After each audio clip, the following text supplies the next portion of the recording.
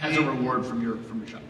Yeah, we're essentially payment agnostic. You pay with it whatever you want, whether it be crypto, whether it be fiat, credit card, debit card, whatever, and you get Bitcoin back.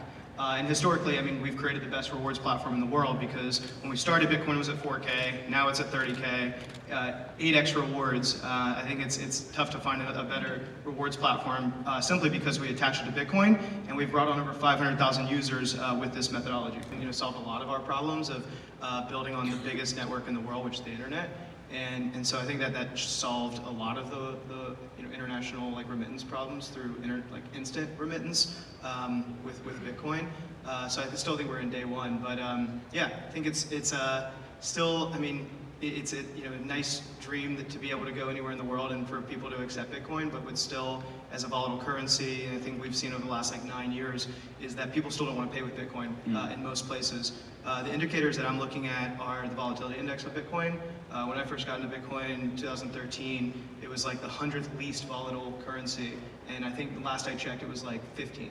So if you look at all the people that rely on those currencies and the volatility, it's all happening, isn't it? It's all happening. Yeah. So we don't see it in the U.S. because we have the most stable currency in the world, even with 7% inflation. But still, it's pretty cool to watch when you're kind of zoom out, look at the full picture of the world. I'd like to say for the last I guess 4 years now to our merchants, just for a sense of scale too. We partnered with over 1,100 merchants to date, and less than 10 of them, not 10%, less than 10 of them accept cryptocurrency. So we are in day one of payments. We're well into rewards being the way that merchants have been around for what, 6 or 7 years? 4 years. 4 years. Yeah. Oh God, it just been talking about Bitcoin payments and rewards for a long time, but no, this is 4 years since we started. Yeah. And so that conversation's clearly changed a lot over the years.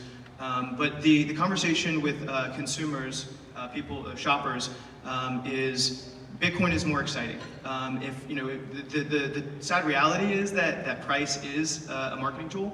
It's like when Bitcoin goes up, people get really excited. We get more users. They want more. When price goes down, people want to. We have to sort of rephrase it, and we're like stack the dip, earn the dip. Teach people about DCAing into Bitcoin. So we've learned over the years of how to market Bitcoin. We're all long Bitcoin, and so far we've been very right about it. That number go up historically. But yeah, you just kind of change the messaging, the marketing to bring more people into the space. And then once they're engaged, the thing that I was struggling with 5-6 years ago before I started Lolli is that I was we're not going to bring 1 billion people in just through investments. It's just not how the world works. Not enough people are investors, and so you have to take something, you have to make something a ritual, and so that you can have that conversation. And then once they're engaged, then you can teach them. You have a captive audience of people who are willing to listen to Bitcoin. And I think the natural human psychology is that once somebody is making money with something, they start to question why. I have more of this resource. I want to know why. Then they're willing to listen to you about the principles of Bitcoin that are so important and are changing the world. Is a cashback company, a leading cashback company. One of the interesting stories that we heard about them over the years is in 2008, before the financial crisis, they started to see this the data looked a little strange and something was happening. And what they found is that people their users were going up, but people were spending significantly less. And it was this breakout moment for eBay being a savings tool for people to actually save during this time. And so if Bitcoin is the savings technology, underlying saving platform, because of the deflationary nature of it, because it's made for this moment, it was literally made in this moment 13 years ago. And if we're building on top of Bitcoin, which we believe is great for these environments, and we're entering into this world of inflation in the US and many parts of the world, I actually think that this is an incredible time for us to grow.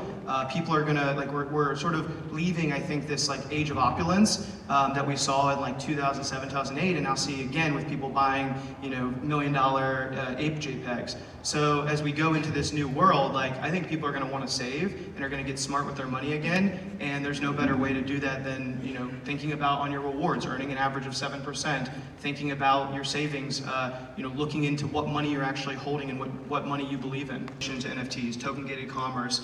Part of the goal of Lolli is to create the most active wallet in between the consumer and the merchant to ultimately fulfill Satoshi's original vision, which is moving money between one person and another.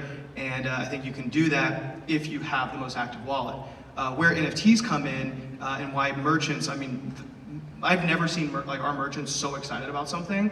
In 2016, 2017, 2018, I'm begging them to join us, being like, this is the future, please trust me, I've made you so much money over the years, join me. And many of them begrudgingly joined us, and then we made them a lot of money. Now they're really excited, and we've since brought out a lot more. Now everybody is so excited about NFTs, token-gated commerce, loyalty. And we're sitting there in between the consumer and the merchant, and we're saying, okay, if you're a popular shoe merchant and you have a limited, scarce shoe that you release, every few months, why not give your community an NFT to give them a pass?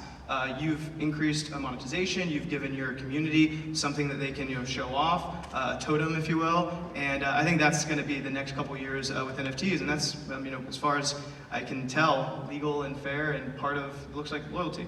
They sent me their ENS recently, actually. Yeah, that's amazing. So yeah, they gave you their identity.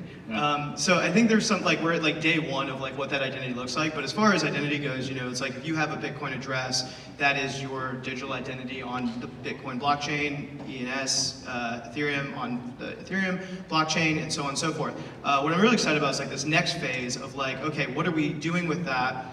There's people that are exploring credit on chain, which I think is really exciting. What I'm excited about is what is our data worth to us when we're exiting this world of being of the behemoths owning all of our data and monetizing that data and just farming us. And so we're removing the Facebooks and the Googles of the world, and they're going to either have to kill themselves, not them personally, but their companies, their business models, and enter into this new world, which completely kills their entire business, which is an ad-based business and selling your data. And now you're going to be able to sell your data, or you're going to be able to keep it to yourself. So the future I envision is me being able to own my data and check a box of what I want to share with Nike, what I want to share with Walmart, and maybe I'll earn a little bit more if I share it. And if I want a more private lifestyle, I'll probably earn a little bit less. And I think that's the world I want to live in. But the margin's there. Merchants are willing to pay for your data, and the infrastructure isn't there yet to support that. Yeah.